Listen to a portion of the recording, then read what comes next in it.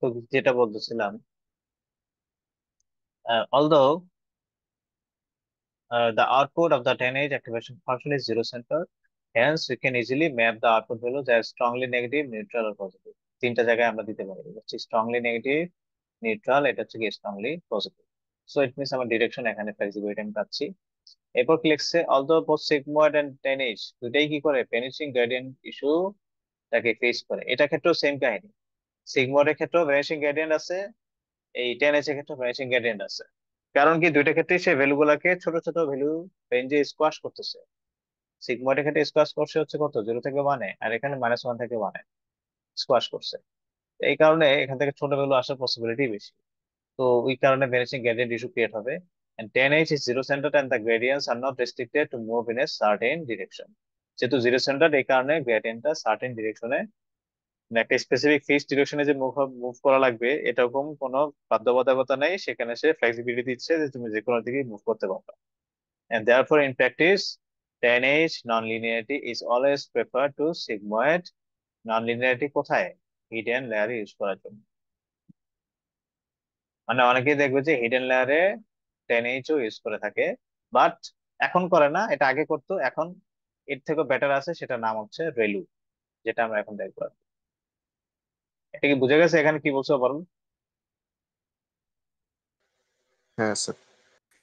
ওকে,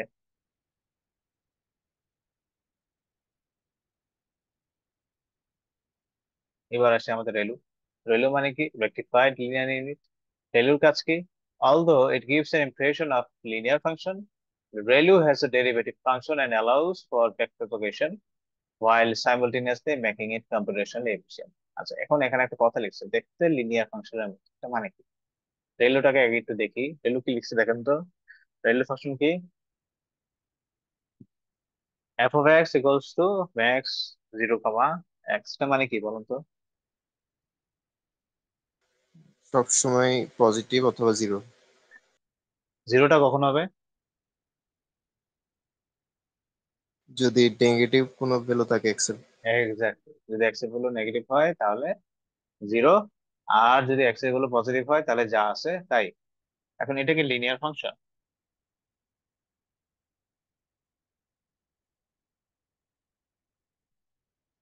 এটা কি লিনিয়ার কোনো ফাংশন? না স্যার। কেন না?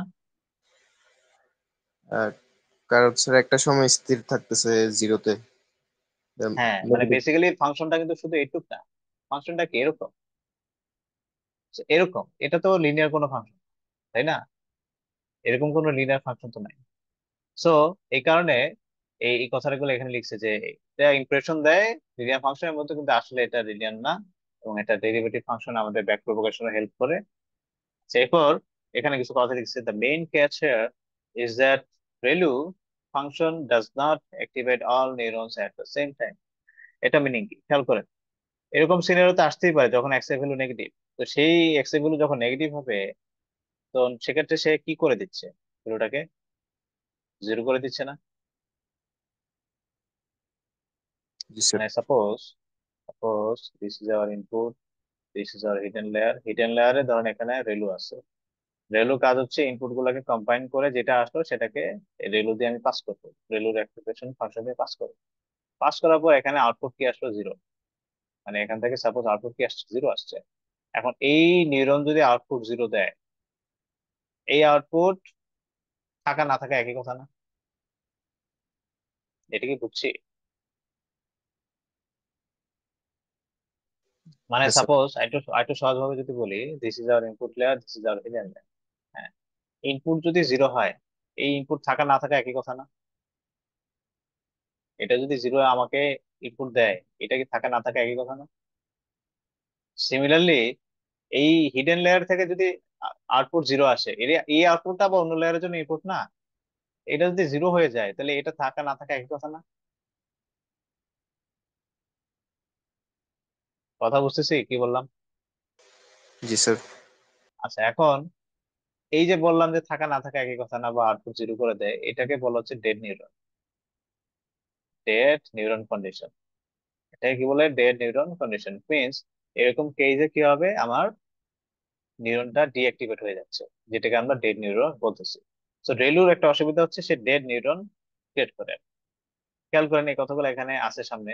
The main catch is that ReLU function does not activate all the neurons at the same time. The neurons should only be deactivated. কখন deactivate হবে, যেটা এখন বললাম যে কি, if the output of the linear transformation is less than zero, negative আউটপুটের ক্ষেত্রে কি করে, এটাকে জিরোতে কনভার্ট করে দেয়, তখনই কি হয়ে যাবে, ডেড নিউরন হয়ে যাবে। ক্লিয়ার? বা এটাকে কি বলবো, ডিঅ্যাক্টিভেট করে দিচ্ছে এই নোডটাকে বা এই নিউরনটাকে। The fx is 0 when x is less than 0 and fx is equals to x is above or equal to 0. এটা তো আমরা অলরেডি বুঝছি, মানে এই ফাংশনটা কি বলছে সেটাই এখানে বলছে। But the issue is that all negative values become 0 immediately, which decreases the ability of the model to fit or train from the data properly. The মানে কি, that means any negative input given, the Rayleigh activation function turns the value into 0 immediately in the graph, which in turn affects the resulting graphs by not mapping the negative values appropriately. And this is called the dying ReLU problem. মানে neuron গুলো যখন deactivate হয়ে যাবে, সেক্ষেত্রে তো সে properly আমার যে প্যাটার্নটাকে map করতে পারা দরকার ছিল, সেই প্যাটার্নটাকে তখন ম্যাপ করতে পারতেছে না। এটাকে বলতেছে কি, dying ReLU problem, ReLU activation function. বুঝা গেছে কি বলছি? জি স্যার। আচ্ছা, তো এখন তাহলে এটার থেকে বাঁচার উপায় কি? এটা থেকে বাঁচার উপায় হচ্ছে লিকি রেলু।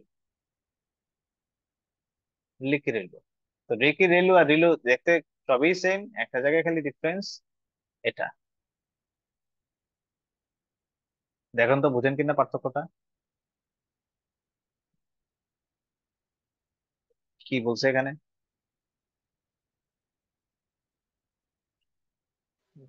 সবসময় ভ্যালুটা জিরোর উপরে থাকবে, মানে 0.1 লিস্ট। হ্যাঁ, এটা মানে হচ্ছে এক্স এর ভ্যালু যখন আগে নেগেটিভ ছিল, তখন একদম জিরো হয়ে গেছিল রেলুতে। এখানে যদি এক্স এর ভ্যালু নেগেটিভ হয়, সেটা কি জিরো হয়ে যাবে? না স্যার। জিরো হবে না, কিন্তু সে কাছাকাছি নিয়ে যাবে আর কি। মানে নেগেটিভ 0.1 সামথিং এরকম আর কি, ছোট ছোট একটা ভ্যালুতে নিয়ে আসবে। এখানে যে 0.1 থাকতে হবে, যেটা কিন্তু ফিক্স না, ঠিক আছে, এই ভ্যালু কিন্তু চাইলে চেঞ্জ করা যায়। এটা জাস্ট বোঝাচ্ছে যে আমি একবারে জিরো করে দিব না, কিন্তু এই লাইনটাকে জিরো কাছাকাছি একটা লাইনে নিয়ে আসবো আর কি। ক্লিয়ার? এটাকে বলতে চাচ্ছে কি, লিখে রেলু।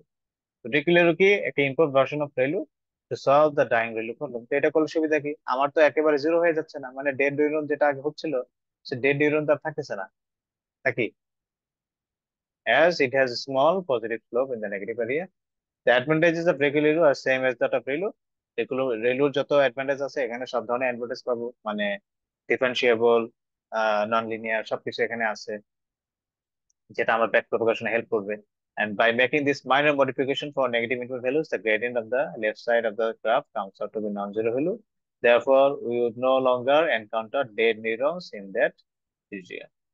And limitations key, limitations, the predictions may not be consistent for negative input values. The gradient for negative values is small, that makes the learning of the parameters time consuming. মানে সেক্ষেত্রে negative যে value গুলো আছে, সেগুলোর ক্ষেত্রে যেহেতু negative ভ্যালুর ক্ষেত্রে যেহেতু স্লোপটা খুব কম, এই সিনারিওতে হয়তো আমার আহ মানে সময়টা বেশি লাগবে, মানে ওয়েট গুলা আপডেট হতে সময়টা বেশি লাগবে, কারণ আমরা কি বলছি, W plus alpha into this equation. তো এখানে এই সিনারিওর ক্ষেত্রে হয়তো দেখা যেতে পারে আমার আহ মানে ডব্লিউ প্লাস এখান থেকে সাপোজ এরকম কিছু আসতে পারে 0.01 সামথিং একটি। তো ওয়েটের সাথে 0.01 যোগ করে করে যদি কিছু চেঞ্জ হয়, তো সেক্ষেত্রে তো আমার সময়টা একটু বেশি লাগবে। মানে অনেকবার ইটারেশন, এই সেম ইকুয়েশন যখন অনেকবার এক্সিকিউট হবে, তখনই ওয়েটের একটা সিগনিফিকেন্ট চেঞ্জ আসবে। তো ইট মিনস অনেকবার ইকুয়েশন মানে অনেকবার ইকুয়েশন অ্যাপ্লাই হওয়া মানে অনেকবার আপডেট হয়েছে। তো অনেকবার আপডেট হওয়া মানে কি, অনেকবার লার্ন করা লাগতেছে, মানে অনেকবার ট্রেনিং করা লাগতেছে। ইট মিনস অনেক টাইম কনজিউমিং আলটিমেটলি, সেটা এখানে ইন্ডিকেট করছে। নেগেটিভ ভ্যালুর ক্ষেত্রে এটা কি, একটু প্যারামিটার গুলো আপডেট হতে একটু সময় বেশি লাগবে, এটাই। এটা ছাড়া আর এটা কোনো মেজর কোনো ড্রব্যাকস নাই। এরপর আসি হচ্ছে আমাদের সফটম্যাক্স। আচ্ছা, এর আগে একটু বলে নেই তাহলে, এই রেলু অ্যান্ড লিক রেলু, এই এই অ্যাক্টিভেশন ফাংশন গুলোকে বেসিক্যালি আমরা কোথায় ইউজ করি, হিডেন লেয়ারে ইউজ করি। সিমিলারলি টেনএসটাকেও আমরা কি হিডেন লেয়ারে নর্মালি আগে ইউজ করতাম, টেনএসটাকে হিডেন লেয়ারে ইউজ করতাম। সিগমোডটাকে কোথায় ইউজ করতেছি বলেন তো, হিডেন লেয়ারে। নাকি আউটপুট লেয়ারে? Output layer. আউটপুট লেয়ারে, এটা কিন্তু ভুলেও হিডেন লেয়ারে দেওয়া যাবে না, ঠিক আছে। আর এখন যেটা দেখবো সেটা হচ্ছে সফটম্যাক্স। সফটম্যাক্সটাকে আমরা কোথায় ইউজ করবো? সফটম্যাক্সটাকে আমরা আউটপুট লেয়ারেই ইউজ করবো। কেন আউটপুট লেয়ারে ইউজ করবো? একটু আগে খুব সম্ভবত একটা স্কোর বলছিলাম যে 0.7, 0.2, 0.1, তিনটা ক্লাসের জন্য মনে আছে? এরকম তিনটা স্কোর বলছিলাম যে জি স্যার। সবগুলো যোগ করলে 1 আসে। এই যে এই এই যে স্কোরে যে ডিস্ট্রিবিউশনটা, এই ডিস্ট্রিবিউশনটা অনলি সফটম্যাক্স অ্যাক্টিভেশন ফাংশনে হতে পসিবল। বুঝতে পারছি কথা, মানে স্কোরটা আসছে হচ্ছে এই অ্যাক্টিভেশন ফাংশন অ্যাপ্লাই করার পরে। কিভাবে আসে দেখাচ্ছি। কি লিখছে দেখেন, software function is described as combination of multiple sequence, মানে সিগময়েড অ্যাক্টিভেশনের ফাংশনের মতোই একটা এটা কাজ, কিন্তু অনেকগুলো একসাথে নিয়ে কাজ করে। কিভাবে দেখাচ্ছি, it calculates the relative probabilities similar to sigmoid activation function. The softmax function returns the probability of each class, returns the probability of each class. Sigmoid যেরকম শুধু একটা ক্লাসের জন্য প্রবাবিলিটি দেখাচ্ছিল, এ হচ্ছে কি মাল্টিপল ক্লাসের জন্য কি probability রিটার্ন করে। Used for multi-class classification, and softmax function converts real values into probabilities. মানে এর আগে অবশ্যই কিছু নাম্বার ছিল, সেই নাম্বার গুলাকেই সফটম্যাক্সে অ্যাপ্লাই করার পরে আমি কি পেয়েছি, এইগুলা পেয়েছি, স্কোর পেয়েছি। সেটা কি, সেটা আসতেছে। খেয়াল করেন, সাপোজ আমার ইনপুট লেয়ার, হিডেন লেয়ার, হ্যাঁ, আর this is our output layer. Output লেয়ারের ধরন হচ্ছে 5টা নোড আছে। তো এই যে এই আউটপুট লেয়ারে ফার্স্টে কি আসলো, যে ভ্যালুগুলো আসলো, মানে এখানে যে ভ্যালুগুলো ক্যালকুলেট হচ্ছে কানেকশনের থ্রুতে, এই ভ্যালুগুলো হচ্ছে সাপোজ পাইছে হচ্ছে এগুলো, ঠিক আছে। একটা 1.3, 5.1, 2.2, 0.7, 1.1।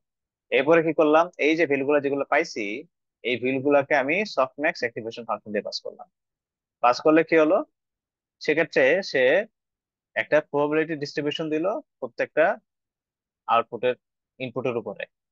ডিস্ট্রিবিউশন দিয়ে কি হলো দেখেন, এটা হয়ে গেছে 0.02, 0.9, 0.5, 1.2। এবং সবগুলা যদি আমি যোগ করি, কত আসে বলেন তো? কত আসবে? ওয়ান। 1 আসবে। এবং তাহলে সেক্ষেত্রে প্রত্যেকটা ক্লাস প্রবাবিলিটি আমি এখানে পেয়ে গেছি। এখন which class has the maximum probability, কোনটা বলেন তো? 0.90। 0.90। তো ইট মিনস এখান থেকে আমরা 0.90 যে ক্লাস, সাপোজ আমি যদি নাম লিখে দিই, এটা ক্যাট, এটা ডগ, র্যাট, বার্ড, এটা snake, it means our class is কি, ডগ ক্লাস। এই পাঁচটা ক্লাসের মধ্যে ডগ ক্লাসকে আমরা কি করলাম, সিলেক্ট করলাম। এটা কি ক্লিয়ার? জি স্যার। আচ্ছা, এখন এটা কিভাবে বের করলো? ফর্মুলা হচ্ছে e⁻z divide by summation of all other inputs e⁻z। একটা এক্সাম্পল আমি করে দেখাচ্ছি, খেয়াল করেন। তো ফার্স্টে আমি যদি বলি যে এটাকে, এটা কিভাবে এটা আসলো, তাই এটা এটা যদি বের করতে পারি তাহলে তো বাকিগুলো বের করা যাবে, কিভাবে এটা থেকে এটা আসছে এগুলো তো এমনি বের করা যাবে নাকি। তো দেখাচ্ছি। তা এটা ইনপুট হচ্ছে কি 1.3, মানে যেটা গুলো আমি কত বসাবো, e⁻1.3 divide by summation of সব আদার সবগুলোর কি e⁻z এর সামেশন। ইট মিনস এটা কত 1.3 যোগ প্লাস কি 5.1 প্লাস কত 2.2 প্লাস কত 0.7 প্লাস কত 1.1। এটা করলে আসবে হচ্ছে 0.0, আরো সামথিং আসতে পারে, আমরা 2 ঘর পর্যন্ত নিলে পয়েন্ট কি 0 হবে। এটা কি বুঝে গেছে? জি স্যার। তো সেক্ষেত্রে এটা এটা কিভাবে করবো বলেন তো, কোন জায়গায় শুধু চেঞ্জ হবে?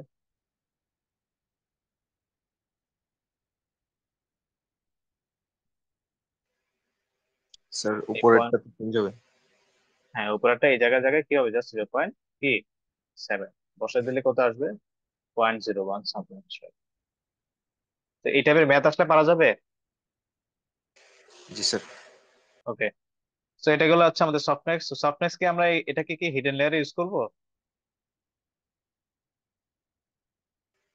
না স্যার।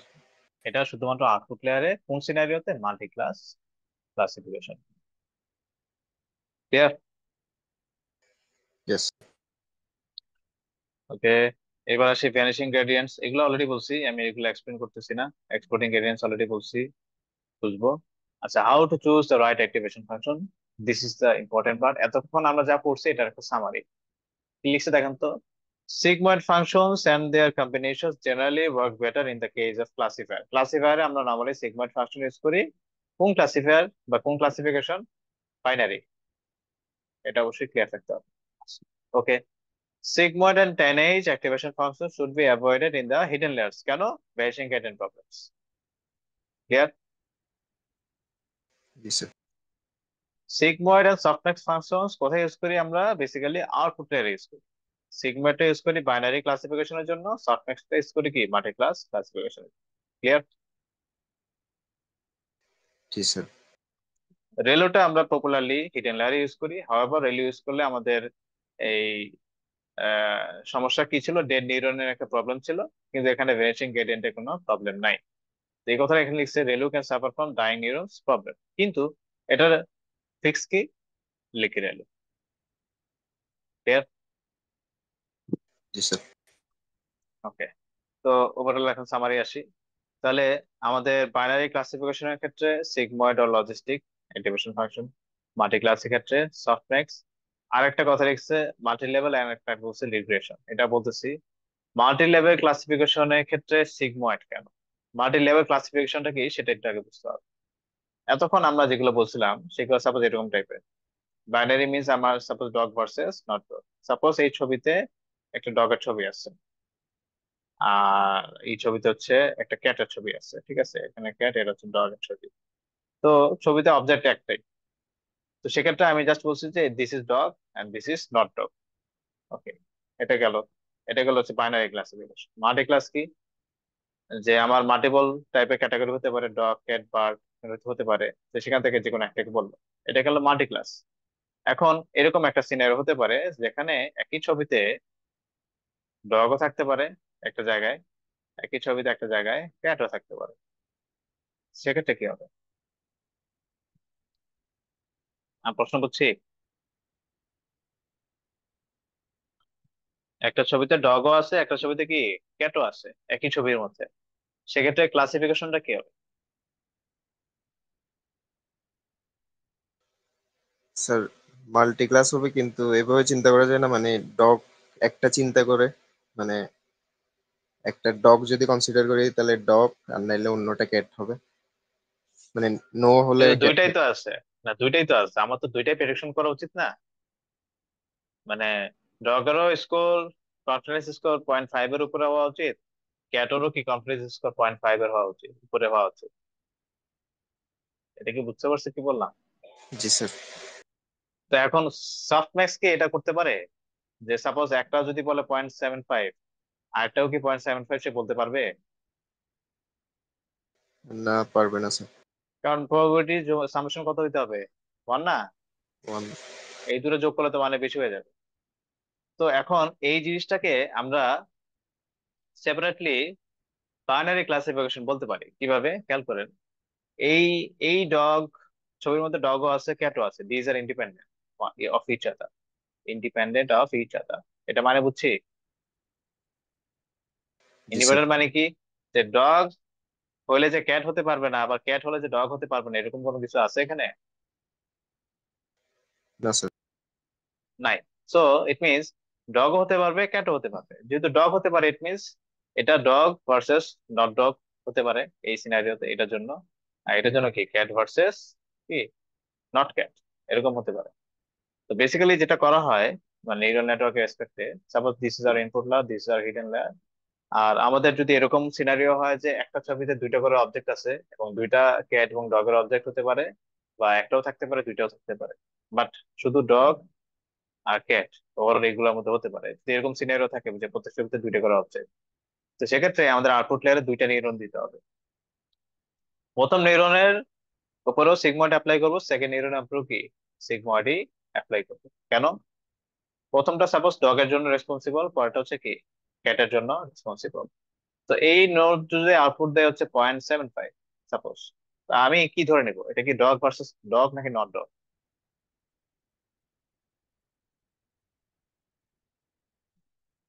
এই নোটটা আউটপুট দিছে কত, 0.75। থ্রেশ হোল্ডিং করলাম যে 0.5 এর থেকে বেশি হলে আমি ধরে নেবো সেটাকে কি ডগ, আর 0.5 এর থেকে কম হলে সেটাকে কি ধরবো, নট ডগ। করতে পারি না? জি স্যার। কথা কি বোঝা যাচ্ছে? তো যেহেতু 0.75 বলছে, তার মানে ছবিতে কি ছিল, ডগ ছিল। আর এই নোট এ যে আউটপুট দিবে সেটা ক্যাটের জন্য রেসপন্সিবল বলছে, সেও ধরুন আউটপুট দিল হচ্ছে 0.9। তাহলে এখান থেকে কি ধরবো, ক্যাট নাকি নট ক্যাট? ক্যাট। ক্যাট। যদি থ্রেশহোল্ডিং করি 0.5 বেসিসে, তাহলে এটাও কি ক্যাট। সেট মিনস ডগও বলতেছে ক্যাটও বলতেছে, তার মানে ছবিতে ডগ ক্যাট দুটোই ছিল। কথা বুঝছি? জি so sir. This is is multi level classification means একই সাথে মাল্টিপল ক্লাস ক্যাটাগরি যদি হতে পারে এক্সিস্ট ছবিতে বা যে কোনো ডেটার ক্ষেত্রে, এটাকে আমরা বলতে পারি মাল্টি লেভেল ক্লাসিফিকেশন। এই সিনারিওতে হচ্ছে আমাদের অবশ্যই কি সিগময়েডটা অ্যাপ্লাই করতে হবে, সফটম্যাক্স এখানে অ্যাপ্লাই করার কোনো সুযোগ নাই। ক্লিয়ার? জি স্যার। এরপর আসি ফাইনালি লাস্ট স্লাইড। এখানে কি লিখছে, two activate function using hidden layers is typically chosen based on type of neural network. আচ্ছা, এই যে আমরা 10H যেটা বাদ দেওয়ার কথা বলছিলাম, এখন এটা হচ্ছে একটা artificial neural network, artificial neural network বা এএনএন যেটাকে বলে। এএনএন এর মধ্যে আসলে হিডেন লেয়ারে 10H দেওয়ার সুযোগ নাই বা দেয় না কেউ। কিন্তু নিউরাল নেটওয়ার্ক তো শুধু এরকম না, এর থেকে ডিফারেন্ট ডিফারেন্ট ক্যাটাগরি আছে। এই যে সিএনএন এর কথা বলছিলাম, আরএনএন এর কথা বলছিলাম, এলএসটিএম এর কথা বলছিলাম, ডিআরইউ আছে, এরকম অনেক টাইপের আর্কিটেকচার আছে। সো এক এক আর্কিটেকচারের ক্ষেত্রে মেকানিজম ডিফারেন্ট। যেমন এই যে রিকার নিউরাল নেটওয়ার্ক, এর মধ্যে আমরা 10H এন্ড সিগময়েড এই দুইটা অ্যাক্টিভেশন ফাংশন ইউজ করে থাকি। এটার কিছু কাজ আছে, মানে ফরগেট, আপডেট, এরকম কিছু কনসেপ্ট আছে। তো এই ফরগেট আপডেট এই কাজগুলো করার জন্য হচ্ছে আমাদের 10H এর হেল্প লাগে আর কি, এন্ড সিগময়েড এর হেল্প লাগে। তো এই কারণে দেখা গেছে যে এই অ্যাক্টিভেশন ভার্সন গুলো আবার আমরা এই আর্কিটেকচার ইউজ করে থাকি। আবার কনভলিউশন নিউরাল নেটওয়ার্কে আমরা সবসময় দেখা গেছে যে রেলুটাকে বেশি প্রেফারেন্স দিই, রেলুটা আমাদের ইম্পর্টেন্ট, খুবই কাজে আসে। তো এই ডিফারেন্ট ডিফারেন্ট আর্কিটেকচারে আমাদের ডিফারেন্ট ডিফারেন্ট টাইপের অ্যাক্টিভেশন লাগে। কিন্তু এতক্ষণ যা বলছি এএনএন এএনএন এর ক্ষেত্রে যা বলছে আগে, সেগুলো হচ্ছে কি অবশ্যই আমাদের মেনটেন করে কাজ করতে হবে, নাহলে দেখা যাবে যে আমাদের আউটপুট উল্টাপাল্টা আসতেছে বা স্টেবল কোনো আউটপুট আসতেছে না, মডেলটা স্টেবল থাকতেছে না। ক্লিয়ার? জি স্যার। এই হচ্ছে মোটামুটি আমাদের আজকের টপিক। কারো কোনো কোশ্চেন আছে?